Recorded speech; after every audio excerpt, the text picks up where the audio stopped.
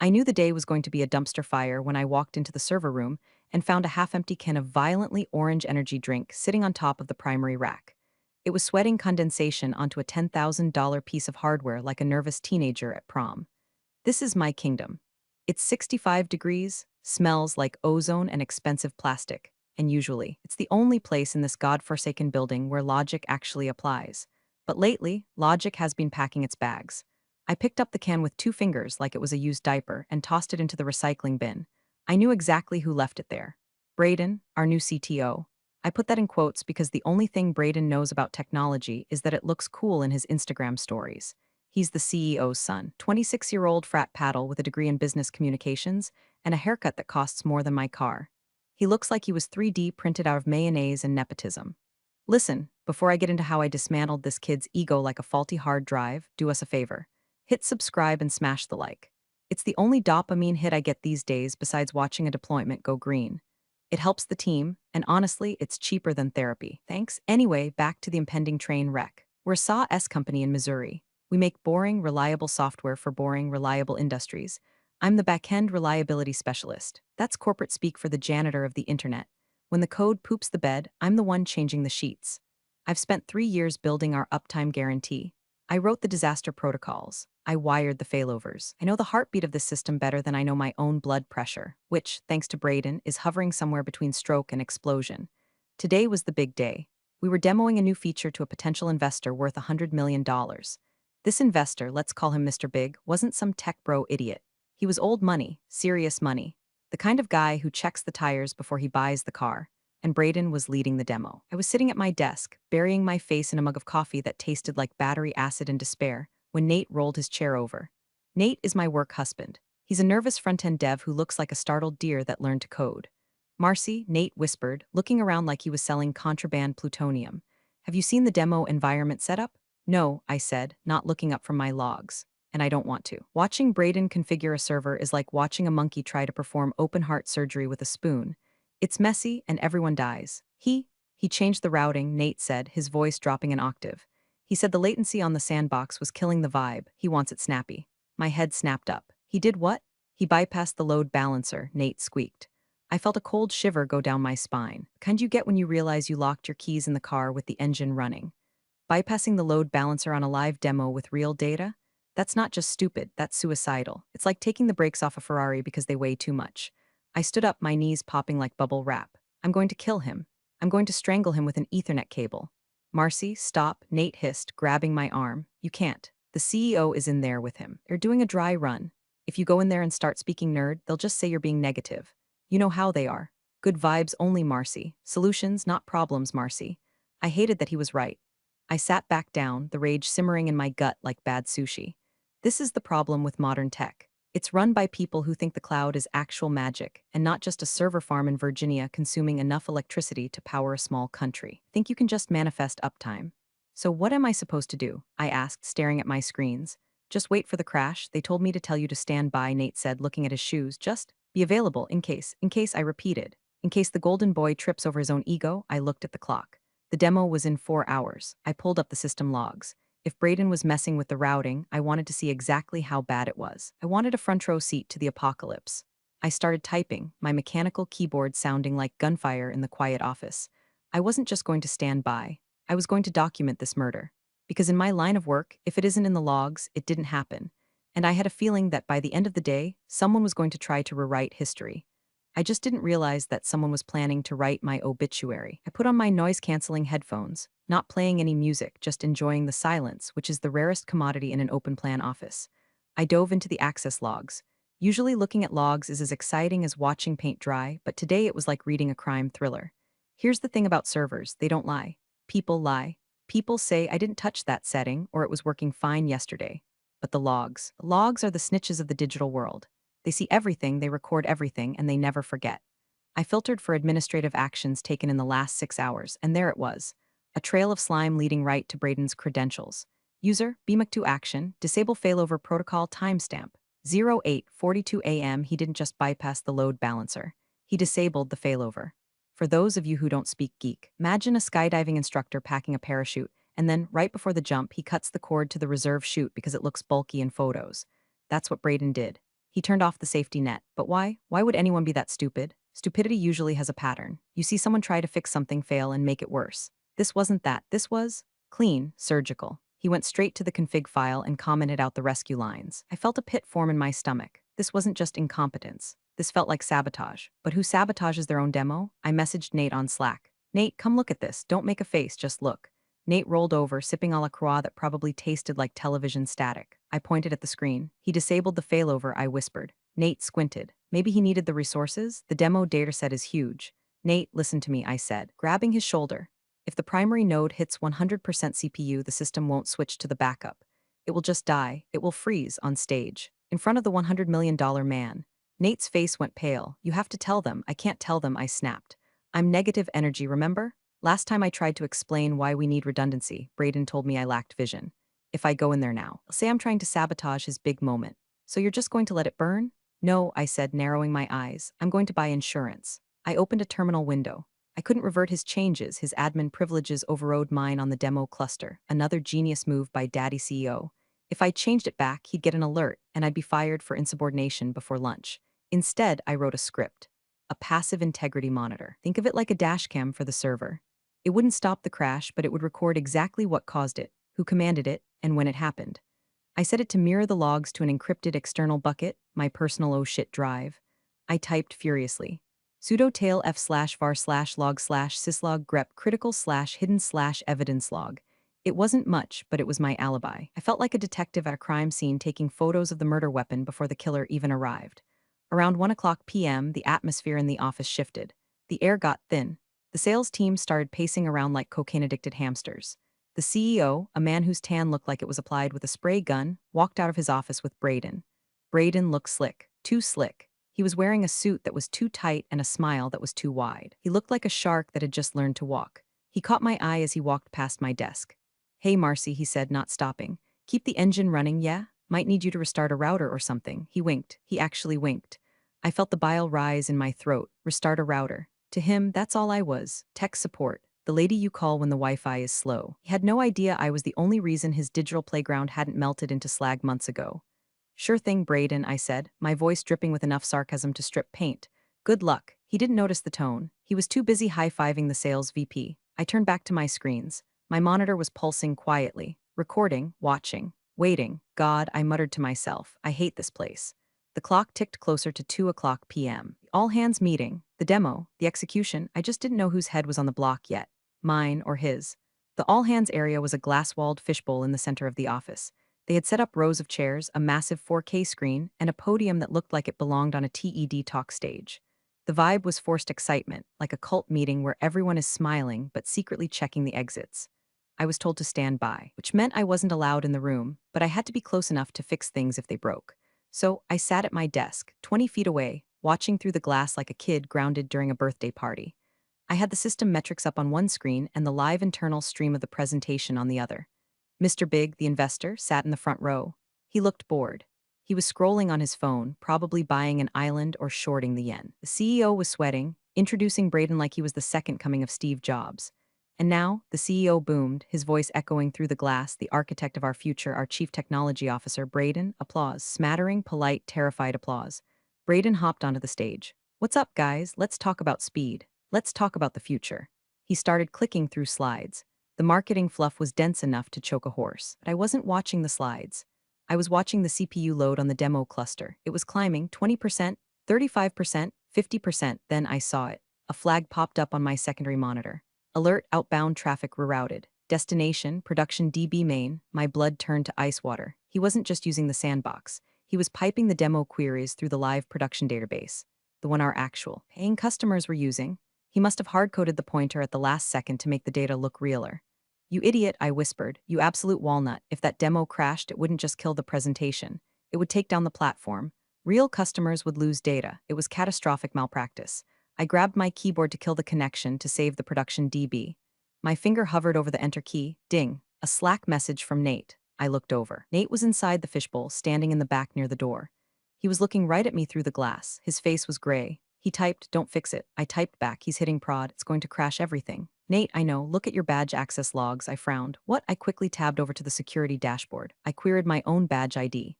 User Marcy admin status, active location. Server room nothing weird. I looked back at Nate. Shook his head slightly and mouthed something. I couldn't hear him through the glass. He pulled out his phone again. Nate, trust me, just go, clock out. Leave now, go, I thought, leave? In the middle of a crisis? Nate looked at me with an intensity I had never seen in his watery eyes. It was a plea, just go. I looked at the screen. The CPU was at 85%. Braden was ramping up to the live data stress test part of the demo. He was about to hit the button that would send a tsunami of queries into an unprotected, non-failover system linked to production. If I stayed, I would be the one trying to fix it. And if I was the one typing when it crashed, guess whose fingerprints would be on the murder weapon? Blame the mechanic, I muttered. It's the oldest trick in the book. If the car crashes, blame the person who last touched the engine. I understood. Nate knew something I didn't. I stood up. My legs felt heavy. I grabbed my bag. I didn't lock my screen. I left the monitoring script running, the terminal window glowing green with the truth. I walked to the time clock by the exit. It was an old-school biometric scanner. I pressed my thumb against it. Beep. Clocked out 2:14 p.m. The demo was scheduled to hit the stress test at 2:20 p.m. I pushed open the heavy glass doors to the lobby. The receptionist, nice girl named Tiffany who thought cloud computing meant we worked with weather data, looked up. Leaving early, Marcy? Doctor's appointment, I lied. Migraine, oh, hope you feel better. I doubt it, I said. I walked out into the Missouri heat. It was humid and oppressive, sticking to my skin immediately. I walked to my car, a 10-year-old Subaru that smelled like old receipts and dog hair. I got in, locked the doors, and sat there. My hands were shaking. I had just abandoned my post. I had just violated every instinct I had as a reliability specialist. I started the car. The radio blared a country song about trucks and beer. I turned it off. I drove out of the parking lot, checking my rearview mirror. I half expected to see the building explode behind me. It didn't. But inside, I knew the digital equivalent of a nuclear meltdown was about 5 minutes away. I drove to a diner 3 miles down the road. I ordered a black coffee and a slice of pie I didn't want. I sat in the booth, staring at my phone, waiting for the world to end. The pie was cherry. It tasted like red dye number 40 and regret. I poked at the gelatinous filling with my fork, watching the steam rise from my coffee. The diner was empty except for a trucker in the corner eating eggs like he was angry at them. It was 2:45 p.m. My phone buzzed on the table. It vibrated so hard it rattled the silverware.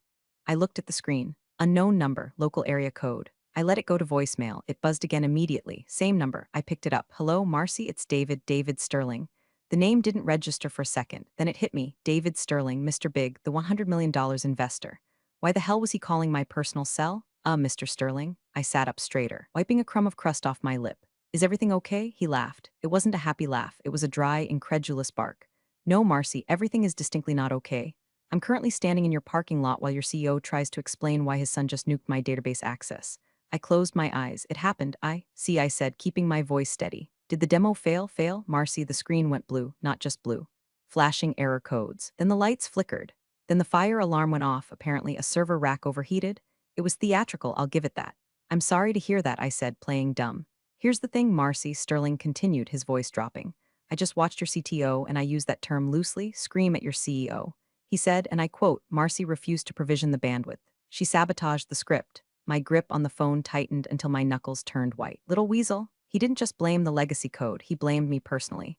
He said what? My voice was a low growl. He said you were in the server room messing with the load balancer right when it crashed. He claimed he saw you doing it. He said you have a vendetta against him because you didn't get the promotion. I felt the blood rushing in my ears, the audacity, the sheer, unadulterated balls on this kid. Mr. Sterling, I said, my voice shaking with rage, wasn't in the server room. I know, Sterling said, and I could hear the smile in his voice. I paused. You? No? Yeah, funny thing about due diligence, Marcy. I don't trust slide decks, I trust logs. When the system crashed, I asked to see the access audit immediately. Your CEO tried to stall, but I insisted. I pulled the badge entry logs for the server room. He paused for effect. The last person to enter the server room was the janitor at 6 o'clock a.m. And you're back. You clocked out at 2:14 p.m. 6 minutes before the crash. Unless you can telepathically crash a server from the highway, you didn't do it. I let out a breath I didn't know I was holding. The air in the diner suddenly felt breathable again. Thank you, Mr. Sterling, I whispered. Don't thank me yet, he said. They don't know I know. I haven't shown them the logs yet. I just walked out. I wanted to call you first. Because if they're willing to lie about this, they're hiding something worse. They are, I said. The dam broke. He disabled the failover, Mr. Sterling. He bypassed the safety protocols to make the demo faster. He routed the test traffic through the production database. He risked every client we have for a faster load time. Silence on the other end. Do you have proof? He asked. His voice was cold now, business cold. I have a passive integrity monitor running on my workstation, I said. It's mirroring every admin command to an external bucket. I have the timestamps, I have the command lines. I have his user ID executing the override. Good, Sterling said. Don't come back to the office. Go home. Secure those logs, make copies. Do not answer calls from the office. Can you do that? Yes. I'm going to let them stew for bits, Sterling said. I want to see how deep they dig this hole. I'll call you tomorrow. Click. I stared at the phone. The trucker in the corner burped. I wasn't just an employee anymore. I was a witness, and I held the smoking gun. I took a bite of the pie. It still tasted like regret, but now it had a hint of sweet, sweet vengeance. I live in a small ranch house with a mortgage I tolerate and a cat named Pseudo who hates everyone. When I got home, I didn't turn on the lights. I went straight to my home office, a glorified closet with 3 monitors and an ergonomic chair that cost more than my couch, and fired up my personal rig. I logged into the external bucket where my integrity monitor had been dumping data. There it was. The autopsy report of a suicide mission. 141955 user. BMAC2 command. Force reroute prod DB01142002 system warning. Latency spike 400% 14. 2015 user. BMAC2 command. Ignore warnings RF 14 2045 critical failure. Kernel panic. He had manually overridden the warnings. The system tried to save itself. It tried to scream stop hitting me, and he gagged it. It was brutal to read. It was like reading a transcript of someone driving a car into a wall while the GPS screamed turn around. My phone buzzed. It was Nate. Nate, are you safe? Me, I'm home. What's happening there? Nate, it's a bloodbath. Braden is in the CEO's office. I can hear shouting through the walls. HR is running around with clipboards. They confiscated your laptop, Marcy. I smiled grimly. Let them have the laptop. The script had already uploaded the payload. The laptop was just an empty shell. Me, did they say anything about me, Nate? Yeah, Braden is doubling down. He's saying you set a logic bomb to trigger when you left. He's saying it was revenge for the VP promotion he got. Me that little. Nate, there's more. I heard him rehearsing this morning, in the break room. He was on the phone with someone. He said if the legacy stack can't handle it, I'll just blame the old guard and bring in Alpha Stream. My blood ran cold. Alpha Stream, they were a consulting firm, a digital transformation shop funded by the same VC group that Braden's frat buddies worked for. It wasn't just a mistake. It was a planned obsolescence. He wanted it to crash, maybe not this hard, but enough to justify firing the internal team, me and Nate, and outsourcing the contract to his friends. He tried to break it, but he broke it too hard. He burned the house down trying to collect the insurance money on the furniture. Me, Nate, did you tell anyone this? Nate, God, no. I have a mortgage, Marcy. I'm terrified. They're asking for witness statements. Me, don't sign anything. Say you were in the bathroom. Say you saw nothing. I'll handle this. I put the phone down. Pseudo jumped onto the desk and purred, rubbing his face against the monitor displaying the code that would end a man's career. You're right, buddy, I told the cat. It's time to go nuclear. I didn't call HR. HR works for the company. HR is there to protect the CEO from lawsuits, not to protect employees from the CEO's idiot son. If I went to HR, they would bury this. They would offer me a severance package with a non-disclosure agreement attached, and Braden would get a slap on the wrist. No, I needed a bigger gun. I opened a secure email client. I attached the logs. I attached the screenshots of the chat with Nate, redacting his name to protect the innocent coward. I drafted a subject line, evidence of intentional sabotage internal investigation. But who to send it to? Not the CEO. Not the board, they were in the CEO's pocket. Then I remembered Sterling's words. I'm going to let them stew. I found Sterling's venture capital firm's website. I found the email for their general counsel. I typed to the Office of General Counsel regarding the incident at company name. Attached are timestamps and server logs proving intentional bypass of safety protocols by C-suite executive, resulting in data loss. I am the back-end specialist being framed. I am prepared to depose. My price is anonymity until the hammer drops. I hit send. I went to the kitchen and poured myself a glass of whiskey, cheap stuff. It burned going down just the way I like it. I wasn't the reliability specialist anymore. I was the demolition expert, and I had just lit the fuse. The next morning, I called in sick. I put on my best I might be dying of the plague voice, but I don't think the receptionist cared. She sounded like she had been crying. Okay, Marcy, I'll put it in the system. Keep your phone on. Management might need to reach you. I'll try, I rasped, so weak. Cough, cough. I hung up and immediately spun my chair to the monitors. Overnight, the email I sent to Sterling's legal team had gotten a response. A fast one. Misredacted, we have received your documentation. Mr. Sterling has verified the authenticity of the timestamps against his own findings. We are opening a formal inquiry into fiduciary mismanagement at company name. Please preserve all data. Not communicate with company name leadership without our counsel present. We will be in touch. Fiduciary mismanagement. Now that is a sexy phrase. It means you played with the investor's money and lost. I pinged Nate, me status report. Nate, it's weird. It's really quiet. Braden isn't here. The CEO is in a closed-door meeting with 2 guys in suits I've never seen before. Lawyers, me probably. Nate, also. IT ops is trying to image the server drives. They're looking for the logs. I laughed out loud. Of course they were. They were trying to scrub the crime scene. I logged into the backdoor admin account I kept for emergencies. Yes, it's against policy. Yes, it saved the company 3 times last year. Sue me. I watched them working in the terminal. I could see the commands they were typing. They were clumsy. They were using RM commands to try and delete specific lines from the syslog. They were trying to erase Braden's user ID from the history. It was adorable, like watching a toddler try to clean up spilled juice by smearing it around with a dirty sock. They didn't realize that Linux systems have multiple layers of logging. They were deleting the syslog, but they forgot the auth log. They forgot the bash history. And they definitely didn't know about the immutable backup snapshot I had triggered the moment I clocked out yesterday. I didn't stop them. I let them delete it because attempting to destroy evidence is a separate crime. And it makes you look way, way guiltier than just being incompetent. I took screenshots of them deleting the files. I timestamped them. I added them to a new folder titled Obstruction of Justice Zip. Around noon, my work email, which I was monitoring remotely, dinged. A meeting invite. Subject, Incident Review/Employment Discussion Host, HR Director Attendees, CEO. Braden, CTO time, 4 o'clock p.m. today location. Main conference room. They were going to fire me. They were going to bring me in, ambush me, blame the crash on my negligence or malice, and terminate me for cause to cover their asses. I forwarded the invite to Sterling's lawyers. They are summoning me. Instructions, the reply came 3 minutes later. Go, say nothing, record everything. We will be dialing in via the conference line. They won't know we are there until we speak. I felt a shiver of anticipation. It was a trap, but not for me. I took a shower. I washed the stale coffee smell out of my hair. I put on my funeral suit, a sharp black blazer and slacks I usually reserved for interviews or burying relatives. I applied waterproof mascara, just in case things got emotional, unlikely, or someone threw a drink at me possible. I looked in the mirror. I looked tired. I looked 45. But I looked like someone who knew where the bodies were buried because I was the one who dug the graves. Showtime, I said. The conference room smelled like stress and expensive cologne. The CEO sat at the head of the table, his face a mask of faux disappointment. Braden sat next to him, spinning a pen, looking like a kid who just got caught smoking but knows his dad owns the school. The HR director, a woman named Linda who always looked like she was smelling something unpleasant, sat with a thick file in front of her. Sit down, Marcy, the CEO said. He didn't offer me water. I sat. I placed my phone on the table, face down, recording. Marcy, Linda began, opening the file. We're here to discuss the catastrophic failure of the demo yesterday. Our preliminary investigation has identified several irregularities originating from your workstation. Regularities, I repeated, my voice was flat.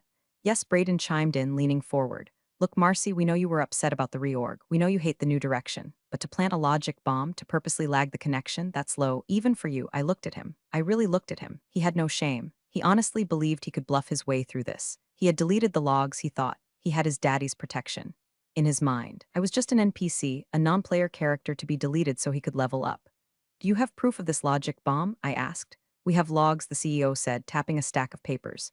We have logs showing unauthorized code execution from your user ID at 2:19 p.m. I almost smiled. 2:19 p.m. I was 5 miles away, listening to Kenny Chesney, eating bad cherry pie. They had forged the logs, had actually typed up fake text files and printed them out. That's interesting, I said, because I wasn't here at 2:19 p.m. We have witnesses who saw you, Braden lied smoothly. Nate saw you. My heart skipped a beat. Nate? Nate has been suspended pending further investigation, Linda added quickly. But his preliminary statement supports our findings. They broke him. They probably threatened his mortgage, his family, his visa, whatever leverage they had. Forced him to sign a lie. I felt a spike of rage, hot and sharp. Poor Nate. He was weak, sure, but he didn't deserve this. So the CEO said, clasping his hands, here is the situation. We are terminating your employment for cause, gross misconduct, sabotage. We will be contesting your unemployment. And our legal team is drafting a suit for damages. The demo failure cost us potential millions. He slid a paper across the table, however, he said, his voice dropping to a conspiratorial whisper. If you sign this admission of guilt and a non-disclosure agreement, we will drop the lawsuit. We'll let you resign. We won't blackball you in the industry. We'll just say it was a technical mismatch. It was a classic shakedown. Sign the lie and we let you live. Fight us and we destroy you. I looked at the paper. I, Marcy last name, admit to negligent conduct. I looked up at the speakerphone in the center of the table. It was silent. The little green light was on. I won't be signing that, I said. The CEO's face hardened. Marcy, don't be stupid. You can't win this. It's your word against the executive team, is it? I asked. I reached out and tapped the speakerphone. Mr. Sterling, are you there? The room went dead silent. Braden stopped spinning his pen. The CEO looked at the phone, confused. A voice crackled through the speaker.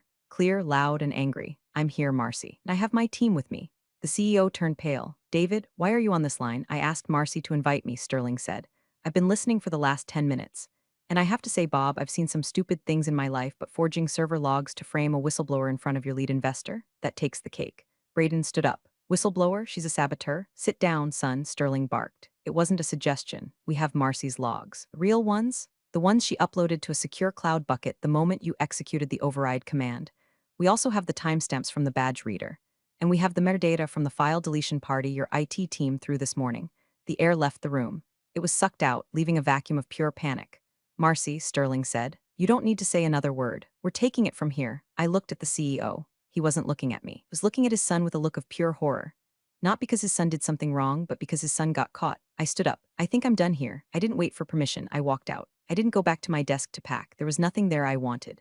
My plants were dead, my stapler was jammed, and the photos of my dog were already on my phone. I walked straight to the elevator. My heart was pounding, but it was a good pound. A victory rhythm. Thump, thump. They win, thump, thump. They lose. I made it to the lobby before I heard footsteps running behind me. Marcy, wait, it was the CEO, Bob. He was out of breath. He looked older than he did 10 minutes ago. His tan seemed to have grayed out. I stopped near the glass doors, but I didn't turn around completely. I gave him my profile, the I'm leaving angle. Marcy, please, he panted, catching up. There was a misunderstanding. I didn't know. Braden told me. He swore you didn't verify, I said, cutting him off. You're the CEO, Bob. Trust but verify. Isn't that what you put on the company mugs? He flinched. I can fix this. We can fix this. You don't have to leave. We need you. Obviously, we need you. I'll fire Braden. I'll fire him today. Just tell Sterling to back off. Tell him it was an internal training error. Please, he was begging. The man who tried to ruin my life 5 minutes ago was now begging me to save his funding. If Sterling pulled out, the company would collapse. The stock would be worthless. Bob's golden parachute would turn into an anvil. I looked at him. I thought about the 3 years of missed holidays. The weekends spent patching servers while Braden was at Coachella. The way they made Nate lie. Bob, I said, you forged evidence. You tried to blackmail me. That's not a training error. That's a felony. I reached into my bag and pulled out a single sheet of paper. I had typed it up at home just in case. It wasn't the admission of guilt they wanted. It was my resignation. I resign, I said, effective immediately. My consulting rate is $500 an hour with a 4-hour minimum should you need help handing over the keys to the next admin. He stared at the paper. Marcy? What have you done? I pushed the door open. The heat hit me again. But this time it felt like a warm embrace. I fixed the uptime, Bob, I said. I removed the single point of failure. I walked to my car. I didn't look back. I didn't need to. I could hear the structure of his world collapsing behind me, and it sounded sweeter than any symphony. The fallout was swift and violent. By the time I got home, my LinkedIn was blowing up. Turns out, when a major investor like Sterling cleans house, word gets around. The narrative wasn't Marcy crashed the server. It was Marcy stopped a Nepo baby from torching a $100M asset and brought the receipts. Sterling forced the board to convene an emergency session that night. Braden was fired. Not just fired, removed. Security escorted him out. Rumor has it he tried to steal a monitor on his way out for severance. Bob, the CEO, was placed on administrative leave, which is corporate speak for you're done. But we're negotiating how much money we pay you to go away quietly. As for the company, it survived. Barely. Sterling brought in a new management team, adults this time. 2 days later, I was sitting on my porch, drinking a coffee that actually tasted good when my phone buzzed. It was Nate. Nate, they fired Braden. Bob is gone. The new interim CEO asked me to call you. They want you back. They're offering a 20% raise and the CTO title. I looked at the screen. CTO, it was the job I wanted for 5 years. It was the validation I craved, but then I remembered the glass wall. I remembered Nate looking at me, telling me to run, and then signing a paper saying I was a liar. I didn't blame him. He was a scared kid with a mortgage, but I couldn't work with him. I couldn't work in a building that had tried to eat me, tell them no thanks. Nate, what? Marcy, it's the CTO job. I took another offer, and I had. One of Sterling's portfolio companies, a cybersecurity firm in Denver, had reached out. Remote work, doubled salary, no nepotism, and my job title, Director of Reliability. I typed one last message to Nate, you're a good dev, Nate.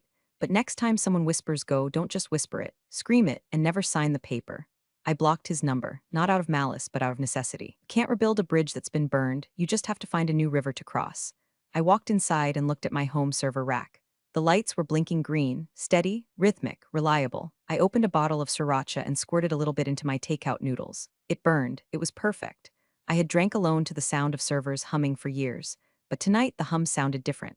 It didn't sound like a cage anymore. It sounded like an engine. And I was finally the one driving. We're all healed, or at least we're all patched. And in this industry, a stable patch is as good as a cure.